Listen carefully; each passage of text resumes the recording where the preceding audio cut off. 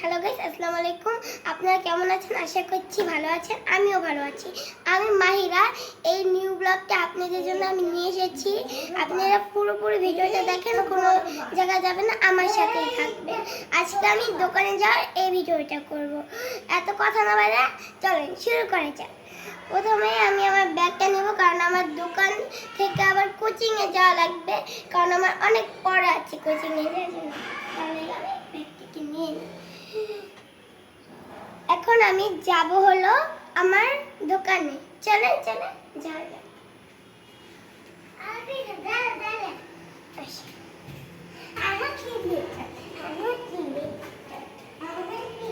গেটটাকে লাগাই। আর গাইস, আমি কিন্তু আমাদের বাসায় গেটের সামনে এসে পড়লাম।